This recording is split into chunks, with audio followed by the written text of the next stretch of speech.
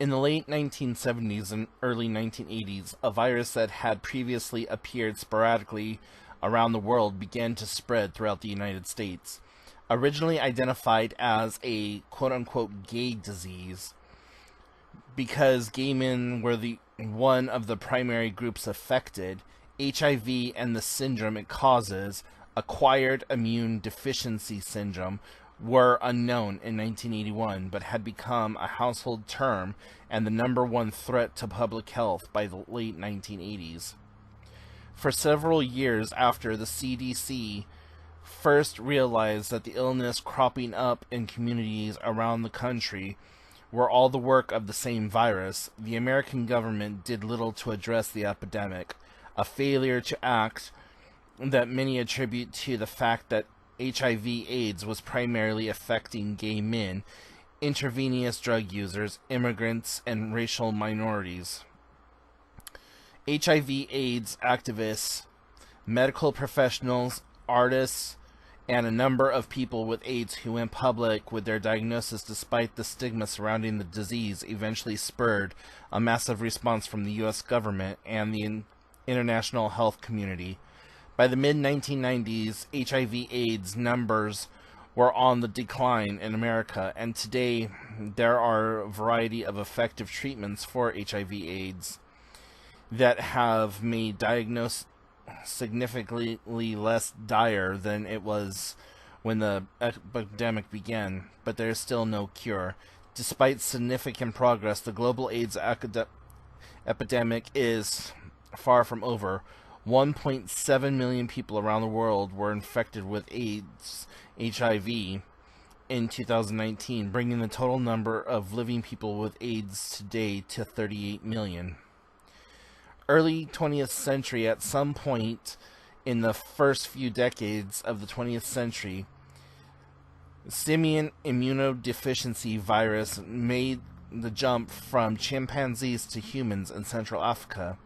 Now known as subtype HIV-1, the virus began circulating in the Liptoven, now Kinshasa, in the District Republic of the Congo, believed to be the first zoonotic transmission of HIV.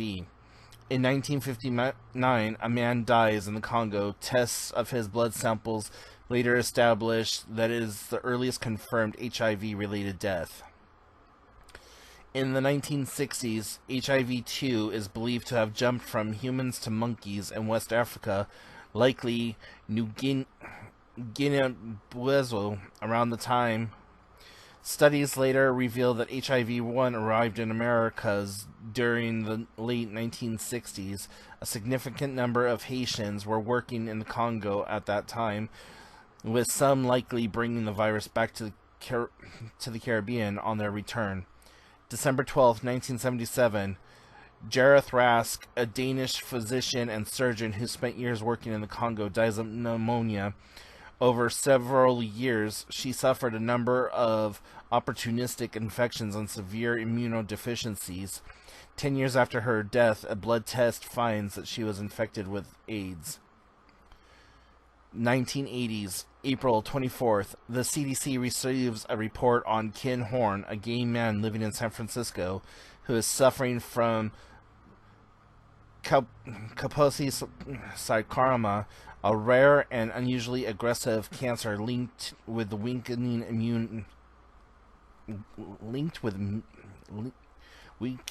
immunity. Horn dies November 30th, 1981. The same year, the CDC retroactively identifies Horn as the first American patient of the AIDS epidemic. 1981, May 18th. Lawrence Mass, a gay doctor in New York City, writes an article for the New York Narrative, an LGBT newspaper, titled "Disease Rumor Largely Unfounded." Although the headline would soon be proven false, his report that a number of gay men have been admitted to the New York City intensive care units with severely compromised immune systems is the first article to mention what soon became known as AIDS. June 5th, 1981, The CDC publishes an article describing 5 cases of rare lung infection in young, otherwise healthy gay men in Los Angeles, California, 2 of whom died and 3 of whom died short after. The same day, New York City dermatology Dr. Alvin Friedman Keene reports a cluster of instances of Kaposi sarcoma in gay men in New York and California. Several major outlets report on the article, and the CDC begins to receive a steady trickle of reports of similar cases. This article is often called and cited the official beginning of the AIDS crisis. July 1981, an LGBT newspaper in San Francisco, the Bay Area Reporter, writes about a gay man's pneumonia and urges gay men experiencing shortness of breath to see a doctor. The New York Times article, Rare Cancer Seen in 41 Homosexuals, leads to the coining of the term gay cancer to describe Kaposi sarcoma. August 11th, 1981, writer and film producer Larry Kramer hosts a fundraiser in his New York City apartment at which Dr. Friedman Keene addresses a crowd of gay men. He raises $6,635 to fund the research into the mysterious new illness, the only money raised for the cause in 1981. Kramer soon co-founded the Gay Men's Health Crisis, or the GMHC, a community-based nonprofit dedicated to serving the community through the emerging crisis. May 11th, 1982, an article titled New Homosexual Disorder Worries Health Officials. The New York Times first publishes the phrase gay-related immune deficiency, or GRID, contributing to the widespread misconception that AIDS only affected gay men. September 24th, 1982, the CDC uses the term AIDS for the first time. It defines acquired immune deficiency syndrome as, quote-unquote, a disease at least moderately predictive of a defect in cell-mediated immunity occurring in a person with no known cause for diminished resistance to that disease. January 1st, 1983, Ward 86, the world's first dedicated outpatient clinic for people with AIDS, opens at San Francisco General Hospital. The clinic develops the San Francisco model of care, a holistic approach that focuses not only on the medical care but also on making patients comfortable, providing them with resources they need to deal with the many challenges of living with AIDS, and allowing patients facing severe social stigma to live, and in many cases die, with dignity. This compassionate model is adopted by the medical professionals around the world and sets standards for excellence in treating HIV/AIDS patients. January 7th, 1984. The CDC reports the first cases of AIDS in women. March 4th, 1984. The CDC publishes an article saying that AIDS is the most prevalent, quote-unquote, amongst gay men with multiple sexual partners, people who inject drugs, Haitians, and people with hemophilia. It suggests that sexual contact and exposure to blood and blood products are more likely the vectors for the disease. May 20th, Dr. Francoise and her colleagues at Francis Pasteur Institute reports their discovery of a retrovirus believed to be the cause of AIDS. She and her colleagues eventually received the Nobel Peace Prize for their work. May 25th, the New York Times publishes its first front-page article on AIDS. June 12th, at the National AIDS Forum in Denver, 11 gay men with AIDS take over the stage. They issue a statement laying out what better becomes known as the Denver Principles, asserting the rights of the people with AIDS to be protected from discrimination, to have their voices heard by organizations making decisions about AIDS research and treatment, and to respect and give dignity. They also demand that the phrase AIDS victims be replaced by people with AIDS. September 9th, the CDC rules out possible transmission by casual contact, air, water, food, and environmental services, but misconceptions about the way AIDS can be spread lingers for years. November 22nd, the World Health Organization convenes its first meeting on AIDS and begins formal surveillance of the illness. March 1st, 1984, a study in the American Journal of Medicine examines a cluster of 40 patients with KS and other opportunistic illnesses tracing their sexual contacts.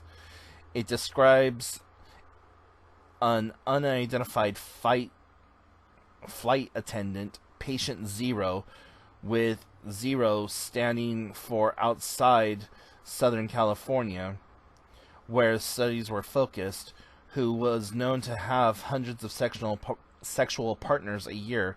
The report states this man had sexual contact with 8 of the men in the study and was the first patient in the study to show the onset of AIDS HIV symptoms.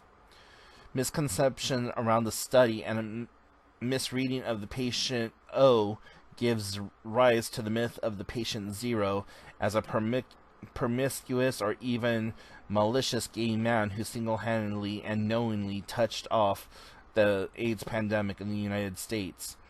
April 23rd, the Department of Health and Human Services announced the discovery of a retrovirus they're calling HTLV-3, the cause of AIDS, which also announces the development of a blood test and raises hopes that a vaccine could be developed in the next year or two. July 13th, the CDC recommends avoiding injection drug use and reducing needle sharing as ways of preventing transmission. March 2nd, 1985, the USDA licensed the first blood test for HIV, and blood banks began screening the country's blood supply. April 22nd, The Normal Heart, an autobiography play about the early days of the crisis by Larry Kramer, opens off of Broadway. July 25th, Rock Hudson, a legendary actor from the golden age of Hollywood whose homosexuality was an open secret in the industry, announces he has AIDS. Media coverage of AIDS increases dramatically in the following months. August 27th, Ryan White, a teenager who contracted AIDS through donated blood, is barred from attending his middle school in Russiaville, Indiana, due to his condition. The ensuing legal battle makes White a national figure, highlighting the stigma of the disease and the misconceptions surrounding how it is spread and who can contract it. September 17th, President Ronald Reagan mentions AIDS publicly for the first time. He calls it a top priority and rebuffs accusations that his administration had not taken it seriously. October 2nd, Rock Hudson dies of AIDS and AIDS-related illnesses. He bequeathed $250,000 to create the American Foundation for AIDS Research. 1986, January 16th, the CDC reports that 1985 saw an 89% increase in AIDS diagnosis from 1984 and predicts that the number will double in 1986. May 1st, the International Committee on the Taxonomy of Viruses officially gives the name Human Immunodeficiency Virus, or HIV, to the virus that causes AIDS. July 18th, a group of minority community leaders meet with Surgeon General C. Everett Koop to voice concerns about HIV/AIDS in the community of color, unofficially founding the National Minority AIDS Council. November, In the Life, a Black Gay Anthology, the first collection of writings about AIDS crisis from 29 black gay authors, is published. The book receives little mainstream attention at the publication, but goes down in history as a watershed moment in gay literature. 1987, February. Cleve Jones creates the first panel of the AIDS memorial quilt in honor of his friend Marvin Fieldman, who died of AIDS and AIDS-related illnesses the previous October. Jones makes the first panel 3 feet by 6 feet, the standard size of a grave plot, intending it to be a subsequent panels to serve as a way of remembering the grieving and to serve as a way of remembering, grieving, and celebrating the lives of the people who had passed away from AIDS in a society where many families refuse to acknowledge the cause of death, and some funeral homes and cemeteries refuse to handle the remains. The project becomes the Names Project. February 4th, legendary pianist Liberace dies of AIDS-related illness. His doctor claims that Liberace, who had long denied rumors that he was gay, died of a heart attack. A week later, the actual cause of his death is revealed. March 12th, Kramer helps found the AIDS Coalition to Unleash Power, or ACT UP, a direct action group that pressures officials, governments, pharmaceutical companies, and other institutions to protect those at risk of HIV and those who have contracted it. The organization's motto is "Silence equals death." ACT UP began agitating for increased access and experimental medications, as well as coordinated national AIDS response. March 19th, the FDA approves AZT for the first medication for treatment of AIDS. The treatment does not cure HIV/AIDS, but can be used to slow its progress and prevent transmission in some instances, such as during birth. The FDA also adjusts regulations to expand access to experimental drugs and medications. March 31st, President Reagan and Prime Minister Jacques Chirac of France agree that their countries will share credit for the discovery of HIV. May 15th, the Public Health Service adds HIV to its immigration exclusion list. For the next 23 years, visa applicants are required to take a blood test and may be denied entry into the U.S. if they test positive. May 31st, Reagan gives his first speech about AIDS. On June 24th, he creates the first presidential commission on AIDS. August 5th, a federal judge rules that a Florida school board cannot ban 3 HIV-positive brothers, Ricky, Robert, and Randy Ray, from attending school. The community of Arcadia, Florida responds with death threats, bomb threats, and a school boycott. August 18th, the federal green lights the first human test of the candidate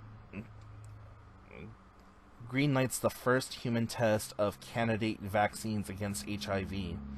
August 28th, after weeks of threats following a ruling that they could not be banned from school for being HIV positive, the home of the brothers Ricky, Robert, and Randy Ray is burnt to the ground while the family is staying elsewhere. The Rays later announced that they will leave Arcadia. October 1st, the National AIDS Awareness Month begins with the CDC launching a massive public education campaign that warns everyone is at risk. October 11th, the Name Project displays its AIDS memorial quilt on the National Mall in Washington, D.C. for the first time. The quilt bears the names of 1,920 people who died of AIDS-related illnesses when it is first displayed. The number eventually grows to over 10,000, making the quilt the largest piece of community folk art in the world. November, San Francisco Chronicle journalist Randy Shilts publishes And the Band Played On, a book about the early years of the AIDS crisis. Shilts traces the story of AIDS from the death of Jareth Rask to the death of Rock Hudson, arguing that the epidemic was allowed to happen thanks to incompetence, apathy, and discrimination against the populations it affected the most. His frame also leads to the French-Canadian flight attendant being identified as Patient Zero. May 26, 1988, the Surgeon General releases the nation's first coordinated HIV/AIDS education strategy, mailing out 107 million copies of a pamphlet entitled Understanding AIDS, in an attempt to reach every household in America, the largest public mailing in history. November 4th, President Reagan signs the first comprehensive federal AIDS bill, the Health Omnibus Program Extension, HOPE Act, establishing the Office of AIDS Research and authorizing federal funds for AIDS prevention, research, and testing. December 1st, the WHO declared the first World AIDS Day. February 16th, 1990, Keith Haring, a pop artist whose graffiti-inspired work often promoted AIDS-related charities and other social causes, dies of AIDS-related illnesses. April 8th, 1990, Ryan White dies of AIDS-related illnesses. June 6th, 1990, the International AIDS Conference convenes in San Francisco, but a number of organizations boycott in protest of the American immigration restrictions. July 26th, President George H.W. Bush signs the Ryan White Comprehensive AIDS Resource Emergency Act, allocating over $220 million in federal funds for the care and treatment of people with AIDS in its first year. The bill is the result of a bargain in exchange for Institute's quote-unquote prayer of last resort programs to cover treatment for the poor and uninsured people with AIDS, HIV. Conservatives won the inclusion of the clause stipulating that certain funds will only be available to states that have passed harsh criminal laws against knowingly transmitting HIV. May 1991, the Visual AIDS Artists Caucus launches with the Red Ribbon Project, creating small red ribbons for people to wear to raise awareness and fight against the stigma of HIV/AIDS. The ribbons received widespread attention for the following month, when they are worn by a number of attendees and presenters at the 45th Tony Awards. November 7th, Earvin Magic Johnson, a future Hall of Fame basketball player and one of the most famous athletes in the country, announces that he has been tested positive for HIV and will retire immediately. He does not elaborate on how he contracted the virus, but later acknowledges that he had unprotected sex with many women over the course of his career. The news reverberates around the country, and while rumors spread that Johnson is gay, for many of his diagnosis confirms that straight people also risk contracting AIDS, HIV. November 24th, legendary Queen frontman Freddie Mercury dies of AIDS-related illnesses 1 day after announcing he has AIDS. A gay icon and the first rock star known to have AIDS died. His death sets off outpourings of grief around the world, as many in the AIDS activist community express their gratitude that he made his diagnosis public. 1992, AIDS becomes the leading cause of death in American men aged 25 to 44.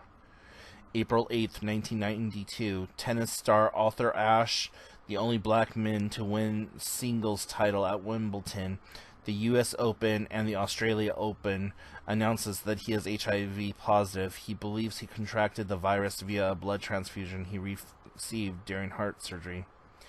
April 20th, the Freddie Mercury tribute concert for AIDS awareness draws a crowd of 72,000 people to London's Wembley Stadium. December 13th, 15-year-old Ricky, one of the oldest of the Ray brothers, dies of an AIDS-related illness. 1993, February 3rd, Rudolph Nervei, a Soviet ballet dancer whose 1961 deflection of subsequent performance with London Royal Ballet made him an international sensation, dies in Paris of AIDS-related illness. 1993, February 6, Arthur Ashe dies of an AIDS-related illness. June, President Bill Clinton establishes the Office of National AIDS Policy to coordinate federal efforts to combat HIV/AIDS. December 14th, Philadelphia, a major motion picture starring Tom Hanks as a gay man with AIDS and Denzel Washington as his lawyer in an anti-discrimination lawsuit, debuts to rave reviews. One of the first mainstream films to deal with homophobia and AIDS/HIV. It is a box office hit, and Hanks wins Best Actor at the 66th Academy Awards. In 1994, AIDS becomes the leading cause of death for all Americans aged 25 to 44. February 17th, 1994, journalist Randy Schultz dies of AIDS-related illness. June, the FDA approves the first protease inhibitor, ushering in the era of highly effective antiviral therapies. Our heart. Over the next few years, aggressive treatments like this become the new standard in HIV care. September 22nd, the National Academy of Sciences conclude that syringe exchange programs are effective in preventing the spread of HIV/AIDS. November, the number of total AIDS cases reported in the United States passes 500,000. November 11th, Pedro Zamora dies of an AIDS-related illness. The 22-year-old broke many barriers as a contestant on MTV's The Real World, in which he discussed living with AIDS with his housemates, dispelled many misconceptions, and began a relationship with another contestant with whom he shared the first same-sex commitment ceremony to be aired on American television. February 23rd, 1995, George Louganis, who swept the diving events at the 1984 and 1988 Olympics, is considered by many the greatest American diver ever, announces that he is HIV positive. First diagnosed 6 months before the 1988 Games, Louganis had kept his diagnosis and treatment secret even after coming out as gay in 1994. 1996, the number of AIDS causes diagnosed annually in the U.S. declines for the first time since the pandemic began.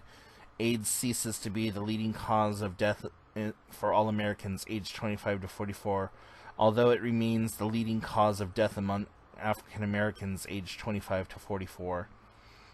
1997, November 21st, the FDA Modernization Act institutes an accelerated drug approval process, ensuring in law a demand for frequently made by activists.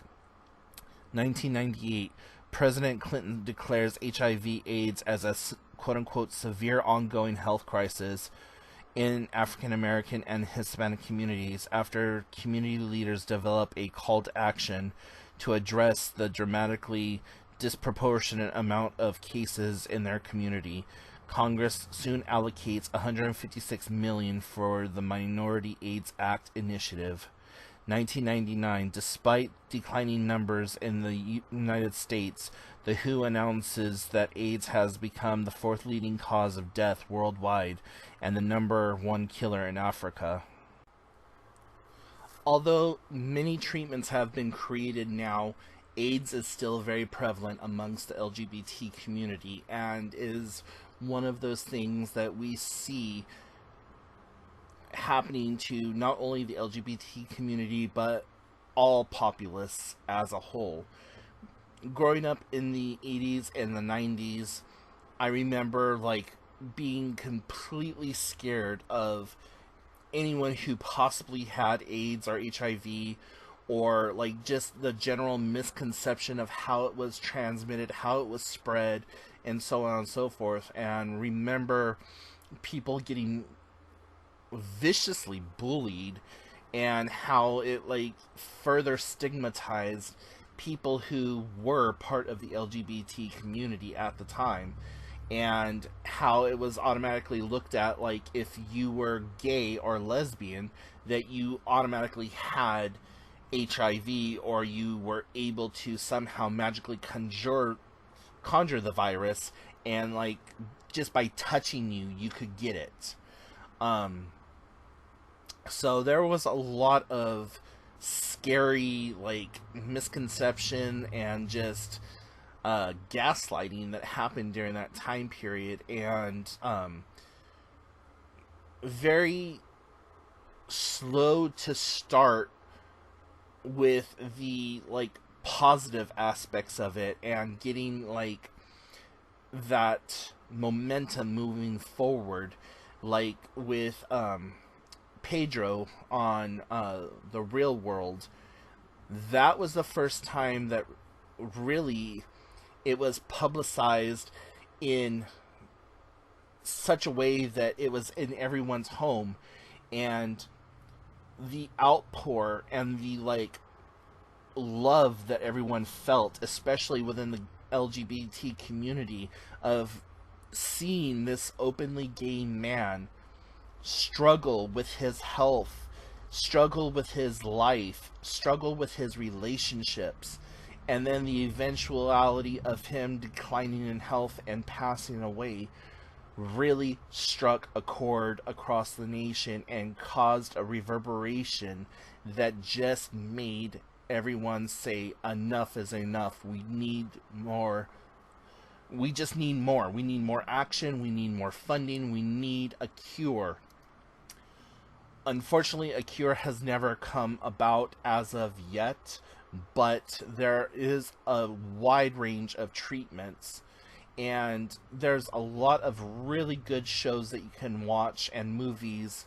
I really encourage you to watch And the Band Played On, Angels in America, and just like look at some of those movies.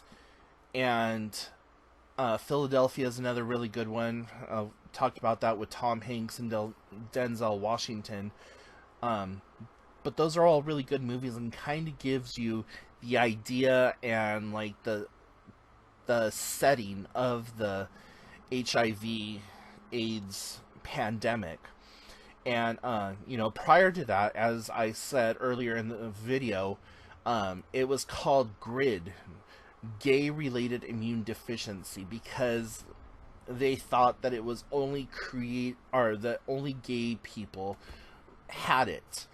And there's a lot of conspiracy theories out there that believe that it was created to wipe out the homosexual population, especially in San Francisco, and that it was kind of like an overshoot, thinking that these conservative straight people would never get AIDS or HIV or whatever, when most of them led a double life and visited the bathhouses or had homosexual encounters and experiences and so on and so forth. So I know that this is a very long, toothy video. I really hope that you've stayed through it and listened to it all. I'm sorry that like my reading voice is not the best. I do the best I can with having dyslexia and just general reading comprehension issues, but I hope that you understood what I was trying to say and that you found some value from this video. So thank you so very much.